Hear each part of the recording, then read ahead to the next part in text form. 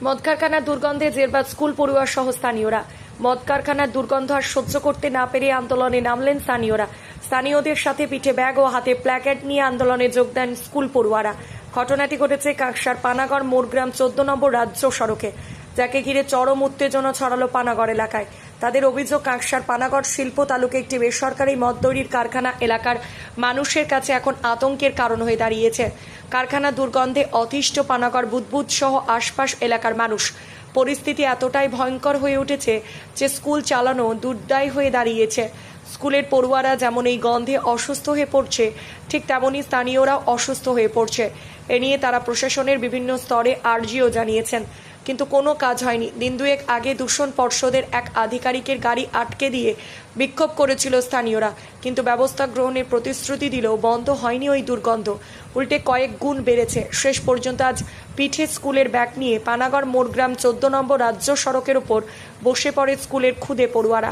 হাতে প্রতিবাদের প্ল্যাকেট নিয়ে আন্দোলনে সামিল স্কুল পড়ুয়ারা। স্থানীয় মহিলা থেকে বাসিন্দারা এরপর একে একে রাজ্য সড়কের ওপর বসে পড়ে, ফলে পানাগড় থেকে উত্তরবঙ্গ যাওয়ার রাস্তা অবরুদ্ধ হয়ে পড়ে। ঘটনাস্থলে ছুটে আসে কাকসা থানার পুলিশ ও কাকসার যুগ্ম ভিডিও শুভেন্দু গাঙ্গুলি, কিন্তু স্কুল পড়ুয়া আর স্থানীয়দের ক্ষোভের মুখে পড়ে প্রশাসনিক কর্তারা অবিলম্বে কারখানা বন্ধ করতে হবে, নচেত দুর্গন্ধ বন্ধ করার ব্যবস্থা নিতে হবে না বলে জারি থাকবে আন্দোলনের সাফ জানিয়ে দেন স্কুল পড়ুয়া থেকে স্থানীয়রা। প্রায় 3 ঘন্টা অবরোধ চলার পর কাকসার যুগ্ম ভিডিও শুভেন্দু গাঙ্গুলি প্রতিশ্রুতি দেন যে আগামী 15 দিনের মধ্যে পরিস্থিতি মোকাবিলায় প্রয়োজনীয় ব্যবস্থা নেওয়া হবে। এরপর ওঠে রাজ্য সড়কের অবরোধ। কাকসার যুগ্ম ভিডিও শুভেন্দু গাঙ্গুলি জানান, প্রশাসন খুব তাড়াতাড়ি ব্যবস্থা নেবে। আন্দোলনকারীরা হুঁশিয়ারি দিয়ে জানিয়েছেন, যদি এই 15 দিনের মধ্যে অবস্থার হেরফের না হয়, তাহলে একযোগে রাজ্য সড়ক, জাতীয় সড়ক, কাকসা থানা ও ভিডিও অফিস অবরুদ্ধ করবে। আমাদের স্কুলে স্টুডেন্টদের বমি হচ্ছে, তারপর শরীর খারাপ হয়ে সবাই বাড়িতে ফিরছে, তার জন্য আমরা আজকে রাস্তায় বসেছি। কতদিন ধরে হচ্ছে এটা? এটা হচ্ছে 2-3 মাস ধরে হচ্ছে। কি নাম? অন্বেষা মণ্ডল।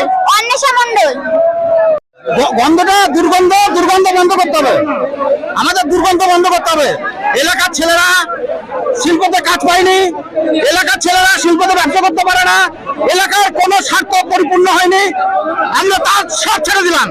একটাই আমাদের দাবি, গন্ধ বন্ধ করুন, সুস্থভাবে আমাদের বাঁচতে দিন। আমাদের কোনো দাবি নাই, আমরা গরিব।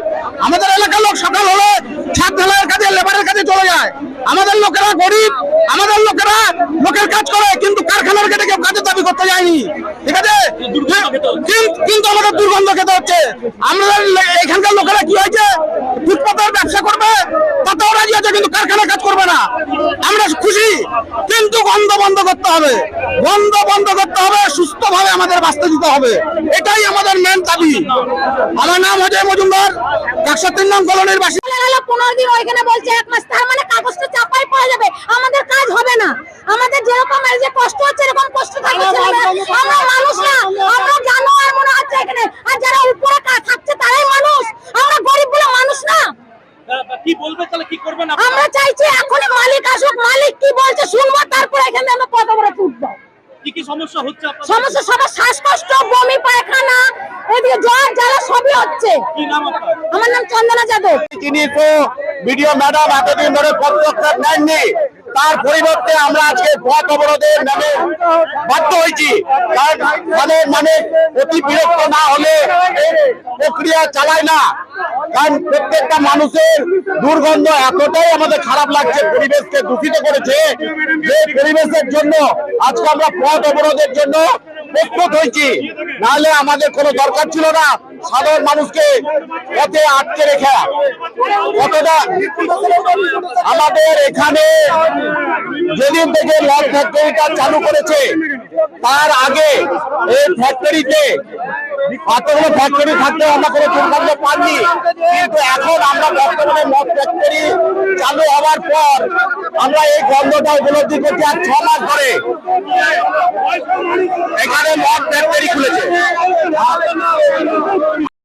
তারা অবরোধ করেছিল এবং তারা আন্দোলনের পথে যাওয়ার কথা বলছে, দুর্গন্ধ এত ছড়াচ্ছে সেই কারখানা থেকে। ওটা আমি নিজেও পর্ষদের নতুন এখন ওই দপ্তরে, আমাদের পরিবেশ দপ্তরের নতুন যিনি সচিব হয়েছেন, আমি তাকে অনুরোধ করেছি, প্রশাসন দেখছে ওটা। আমরা নিশ্চয়ই কোনো পরিবেশ দূষণকে সমর্থন করি না এবং সেটা যাতে অতি সত্বর এই ব্যাপারে ব্যবস্থা নিয়ে উপযুক্তভাবে পরিবেশ দূষণকে বন্ধ করা যায় তার জন্য সচেষ্ট হওয়ার জন্য আমরা চেষ্টা করি। কি ব্যবস্থা নেবেন? আগে আপনারা তো ওখানে ছিলেন না, আগের দিন ছিলেন তো, আমরা গেছিলাম ওখানে, তাহলে আপনি পুরো ঘটনাটাই আপনি জানেন। আজকে স্থানীয় মানুষরা যেটা বলছে, আপনাকে পলিউশন কন্ট্রোল বোর্ড বলেও দিয়েছে আপনাকে কি মেজার নিয়েছে, সেইটা আপনি ওখানে আপনারা বলুন, তাহলে সেটাই হবে। বন্ধতে এই বেরোবার সময় আমি শুনলাম না, আমাদের প্রতিশ্রুতি দেওয়ার কিছু নেই। আমরা ওনাদের যেটা বক্তব্য যে আমাদের পাঠাবার, সেইটা আমরা রিপোর্টটা পাঠিয়ে দিচ্ছি, ব্যাস। মানতে চাইছে না কি এনারা? ঠিক আছে, পরে পানাগড় থেকে পরিতোষ শীলের রিপোর্ট, সোজা কথা নিউজ, পশ্চিম।